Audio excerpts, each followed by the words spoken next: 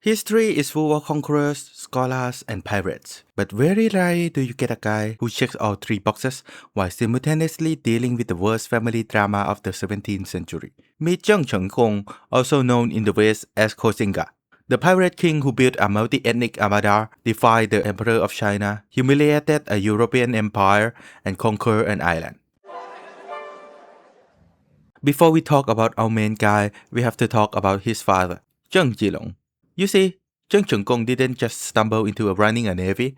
He inherited a ridiculously overpowered family business. Zheng Chenggong was a Chinese who knew Portuguese. He got a translator job at Dutch East India Company while they were setting up a base on the island of Formosa. Before long, the Dutch gave him the job of a privateer, basically a government-licensed pirate hired to rob their competitors. Getting his hands on Dutch-supplied European muskets and cannons, he immediately turned his Chinese junks into terrifying high-power warships.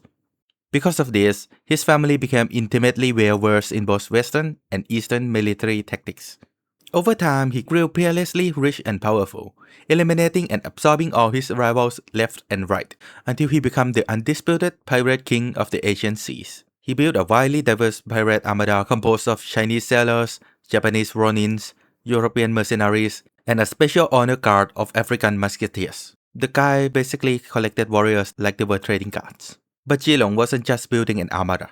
He was building a family too. While working out of Japan, he married a Japanese woman, and in 1624 they had a son, Zheng. While little Zheng was spending his first 7 years in Japan, the big Zheng was becoming the ultimate opportunist. Realizing his pirate fleet was now the biggest fish in the sea, Chenggong betrayed his Dutch bosses and surrendered to the struggling Ming dynasty, who desperately made him their official admiral. Now a powerful Ming official, Dad summoned his son back to China for a strict, nerdy Confucian education. Everything was going great until 1644 when the Manchu Qing dynasty invaded and the Ming started collapsing. The southern remnants of the Mings were so impressed by Zheng that the emperor granted him the imperial surname Zhu, and the name Chenggong means success. This gave him the badass title Koxinga, meaning Lord of the Imperial Surname, which was later transliterated into the name he was known in the West, Koxinga. But while Zheng Chenggong was pledging his undying loyalty to the Ming, his father Zheng Chenggong looked at the crumbling empire and decided to do what any opportunistic pirate would do. He switched sides again. He essentially told his family he was just heading north to the Qing dynasty to get some milk. But this time, his opportunistic luck ran out. The Qing didn't actually trust him, so they threw him under house arrest. Spoiler alert, Dad never returned with the milk. His betrayal left Zheng Chenggong's Japanese mother, Takawa, completely stranded. When Qing forces stormed their hometown, she flat out refused to submit and decided to commit sudoku. Some stories even claim she went out like an absolute boss, directing the fight against the invaders to her last dying breath. Zheng Chenggong was absolutely furious. He marched straight into the local Confucius temple, burned his scholar robes, and swore a blood vow of vengeance. The nerd era was officially over. The warlord era has begun. At just 72 years old, Zheng Chenggong took over his father's naval empire with all the ridiculously diverse mercenary roster. Chenggong expanded the team with a new element, tens of thousands of fierce, highly motivated Chinese Ming loyalists. For over a decade, Zheng Chenggong was a total menace to the Qing dynasty. By 1659, he controlled most of the southern Chinese coast. He then decided to launch his most ambitious campaign yet, a massive expedition up the Yangtze River with an army of over 85,000 troops. He smashed through the defenses and arrived right at the gate of Nanjing. The Qing were terrified. People were waiting to defect to him. But then, instead of attacking immediately, he gave the Qing garrison a 2-week grace period to surrender, while he entertained his troops with glamorous parties. What could possibly go wrong? It's not like the enemy would use those 14 days to call for backup and counterattack fiercely, handing his army a disastrous defeat and forcing him to flee back to the sea. Right? Now, Zheng Chenggong had a retreating army with no mainland foothold to return to, and a very angry Qing empire breathing down his neck. He needed a secure rear base. He looked across the strait to the island his father had helped the Dutch East India Company occupy, Taiwan. In April 1661, he sailed into the Bay of Taiwan with 400 junks and 25,000 men. The Dutch governor, Frederick Collier, only had a total garrison of about 1,140 soldiers to defend their settlements. The Dutch quickly sent 3 of their largest ships, including the flagship Hector, to intercept the Chinese junks. But in a hilarious twist of fate, a stray spark hit the Hector's own powder magazine, and the ship blew itself into smithereens. With his naval supremacy unchallenged, Zheng Chenggong landed his troops. Trying to stop the bleeding, A Dutch captain named Thomas Pedal confidently marched 240 musketeers right at the invaders, assuming the primitive Chinese would break and run at the first sound of gunshots. Instead, Koxinga elite Ironmen held their formation, unleashed a storm of arrows, outflanked the Dutch, and turned the beach into an absolute bloodbath.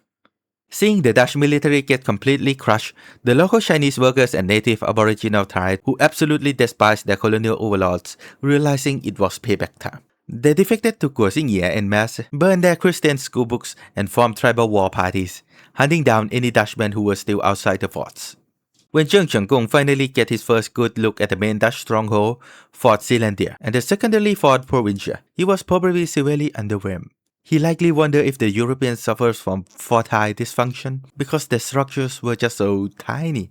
After all, he was used to Chinese ones that were massive, sprawling, and heavily fortified megastructures covering entire cities. But as it turns out, it's not the size that matters, it's the shape and how you use your guns. Because the tiny little one he was looking at was actually the absolute peak of 17th century European engineering. The Star Fortress. And yes, don't lose track, I'm still talking about strongholds here. First on Koxinga hit list was the secondary outpost Fort Provincia.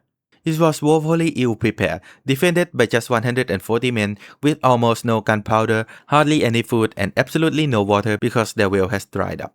On May 6, less than a week after the invasion began, they surrendered. Hoping to terrify the main Dutch stronghold into giving up just as easily, Koxinga was utterly ruthless. He executed the surrender men and gave the women to his officers as concubines. But ironically, this brutal psychological warfare completely backfired. Instead of scaring the defenders of Fort Zeelandia into surrendering, it made them realize if they gave up, they would be slaughtered. So, they decided to fight to the bitter end. On May 25th, an overconfident Koxinga launched a massive full-scale assault on Fort Zeelandia. This was a horrible mistake. The well-engineered Star Fort had zero blind spots. The Dutch unleashed a devastating crossfire, shredding the exposed Chinese troops with musket balls and explosive mortar shells. What Koxinga thought would be a quick eviction turned into a miserable growing blockade that dragged on for months. And things got incredibly dark. Zheng's massive army soon ran out of food and began starving. Desperate, they tried to plunder the same aboriginal tribes that had just helped them, prompting the natives to rise up and slaughter 2,000 of Koxinga's sleeping men. Desperation turned into sheer brutality. Koxinga ruthlessly executed Dutch prisoners, sending some back to the fort with their noses, ears, and hands chopped off as warning. The Dutch paid him back in spades, with a ship's doctor even dismembering a Chinese soldier alive. The siege dragged on for nearly a year. The Dutch were rotting from scurvy and the Chinese were starving. The stalemate was finally broken in January 1662 thanks to a hopeless alcoholic and a German defector named Hans-Jürgen Redis. He walked into Zheng Chenggong camp and pointed out the fort's Achilles heel, a strategic redoubt on a nearby hill. Under his guidance, Zheng's force took over the redoubt. Now it's over and again. The Chinese have the high ground. Realizing it, Governor Collier officially surrendered on February 1, 1662. The Dutch packed their bags and left, ending 38 years of European colonial rule on the island. Zheng Chenggong has done it. He had conquered Taiwan, established his own kingdom of Tungning, and created the perfect launching pad to fight the Qing. But history loves a dark punchline. Just 3 months after his monumental victory, Zheng Chenggong caught malaria. In June 1662, at just 37 years old, he passed away. Zheng Chenggong's life was painfully short, but his legacy is completely wild. Today, depending on who you ask, he is entirely different things to different people. In Japan, thanks to a famous 18th century play, he is celebrated as a legendary half-Japanese hero. In mainland China, he is hailed as a patriotic national hero who heroically expelled Western imperialists. And in Taiwan, he is literally worshipped as a god, the sage king who settled the country, with dozens of temples dedicated to his name. From runaway pirate son to vengeful rebel to the conqueror of Taiwan. It goes to show that in history, you either die a pirate or live long enough to become a deity.